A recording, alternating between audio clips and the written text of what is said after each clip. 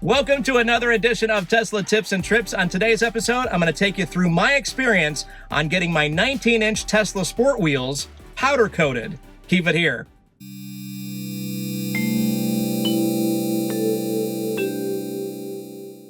All right, so I am driving to the shop right now where I had my 19-inch sport Tesla wheels powder coated.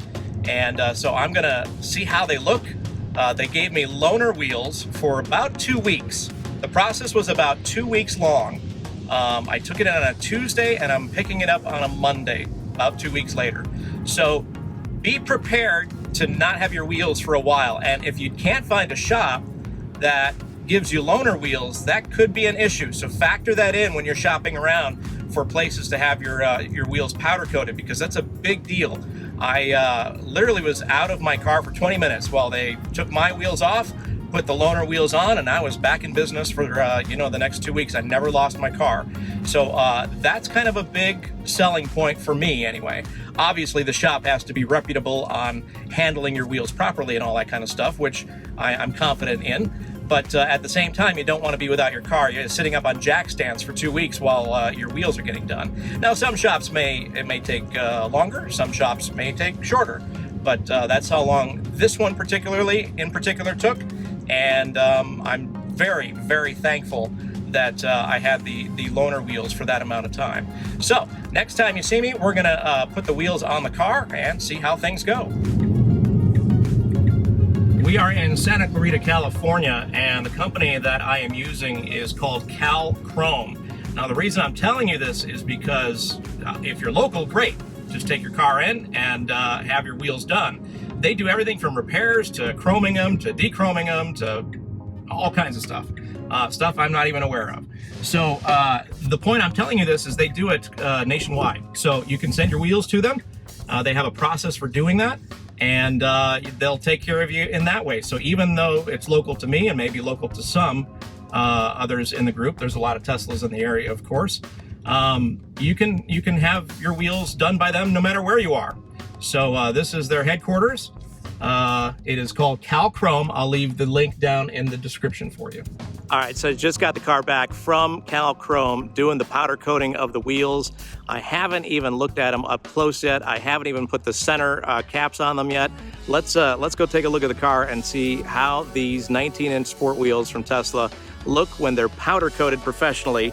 And these are matte black, not flat, not glossy. So right in the middle, let's go take a look. Okay, so I'm kind of seeing these for the very first time. I saw them in the shop. I haven't really seen them in daylight like this. I really like the sheen of the, this is called matte, at least the paint that they're using. Usually it's, matte is the lowest one. Theirs is called flat. So there's a nice little shine to it, but certainly not as much as glossy. I haven't put the center caps yet back on there. You know, the star plastic ones. I haven't decided if I'm going to do a plastic center cap and then the lug nut covers, or if I'm going to just put the old one back on. Haven't decided yet, but so far these look amazing. And they do the inside of the barrel as well. I don't know if you can see that. So the entire wheel, which obviously couldn't do that with Plastidip. The entire wheel has been completely redone, and I think it looks amazing. Looks more stock, looks more professional, and so far so good. These look great. Let me take you to the left front here. I mean, they should all pretty much look the same. Now I just gotta make sure I don't curb them, so they keep looking good. The other thing I wanted to let you know, they gave me 20-inch wheels as loaners, as you know. And I can't believe the ride difference. The 20 inches were definitely a harsher, rougher ride. And as soon as I had the 19s back on there, everybody likes to make fun of the 19s as having a rough ride. These were like squishy compared to the 20s. So definitely a difference. I can see definitely a difference between having 18s and 19s and then 19s and 20s. So for me, 19 right in the middle of the road, kind of cool.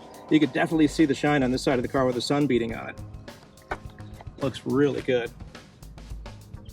Really, really good. All right, more details coming up in the video. My closing thoughts on getting my wheels powder coated as opposed to having the Plastidip from before.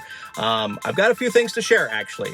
So let's get into it. I'm at the Supercharger, just so you know, so I'm killing two birds with one stone. I don't condone killing birds with any stones. But anyway, I'm getting something else done while I'm doing this part of the video. So, powder coating, it looks more professional. It looks higher end, it's premium. It looks like it came from the factory that way. And it should be, you know, obviously no drips if you have a good shop doing it, no underspray, stuff like that. It just looks really, really solid. There's a deeper black in my case. I mean, obviously you can powder coat any different color you can think of, or imagine, but, for me, I went with the satin black. They called it matte black, but they had one under that. They called it like a chalk black or something like that. So, it's just a deeper black with no fading.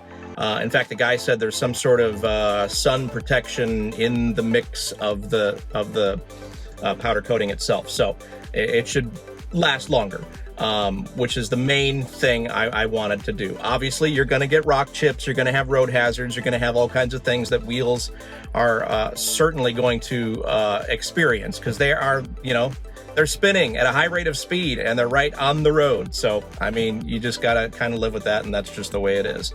Now, if you saw my video from before about the Plastidipping, I still like that method for a couple of reasons. First of all, you get to try it out. You get to see what your car looks like with the Plastidip. There's all kinds of different colors. If you want to go the Plastidip route and stay the Plastidip route, you can change your colors whenever you feel like it. It's just a minor hassle to do that. So that's kind of cool that you can change the look of your car pretty quickly, pretty easily.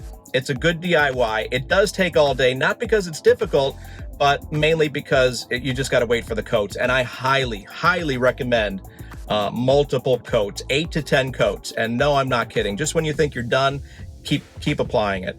The guys at dipyourcar.com say just use the cans. You get 4 cans in their package, and just use them all. Use every single last drop. It lasts for about a year. Go check out my other video. I'll link it down in the description and up here if I can. It lasts about a year with those 10 coats, even with doing the 10 coat method. Those with 3 to 4 coats, I'm guessing you're not going to last as long, because again, the wheels are the closest thing to the ground at a high rate of speed. Things, rocks, all kinds of stuff are just going to get up there. There will be flaws. I don't care how good you are at this. There will be flaws, drips, underspray. Unless you do this for a living, if you're just a regular old DIY kind of guy like me, you're going to have some flaws. But the whole thing is, if you stand 10 feet away from it and you can't tell the difference, I think you did a pretty good job. Only you are going to know, and only you are going to get up that close to a wheel to see the flaws. And obviously not as durable. It's just not. It's going to be, there's going to be flaws. So why did I not go the aftermarket route for getting wheels? I of course weighed in all those different factors. I decided to stick with my OEM 19-inch sport wheels that I got with the car, mainly because it was a lot more money to go aftermarket. This was $1,000 to have my wheels powder coated and come back basically brand new. There's also a potential for less range. If you get wheels that are not really for EVs, they're not as aero, all that kind of stuff. Obviously, Tesla put some thought into the wheels that came with the car.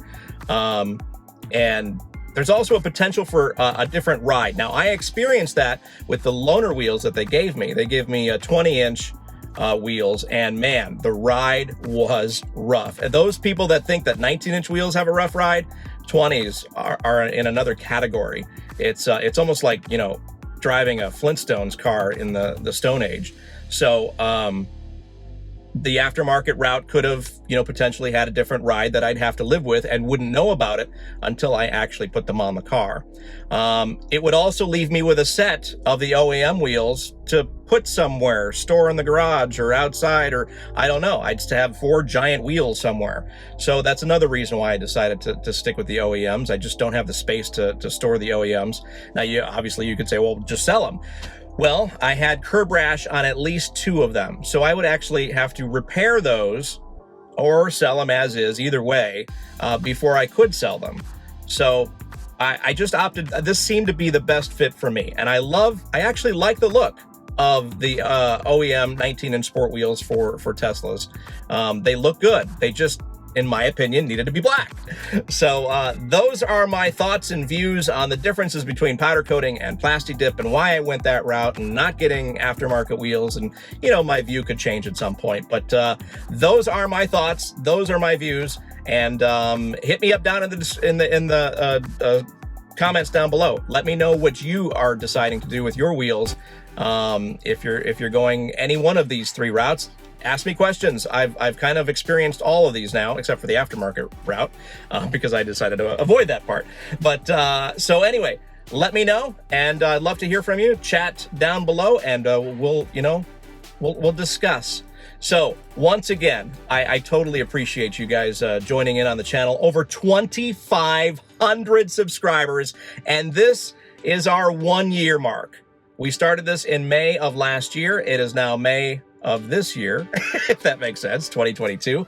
So 1 year under our belt as YouTubers officially, and we've got 2,500 subscribers plus. And I never thought I'd see that. I really didn't. My kids really wanted me to do this channel. I figured, maybe we'll see 50. 50 would be cool. You know, that's an audience. That's some people. But 2,500 plus, this is so cool. So I couldn't do it without you. And if you're a first-time viewer, please like, subscribe, and hit the bell. It definitely helps the channel. And we are pumping out videos at least once a week, sometimes more. And we've got some exciting things coming in the pipeline that I'll be letting you know about. So do all that YouTube stuff, and we will catch you on the next video.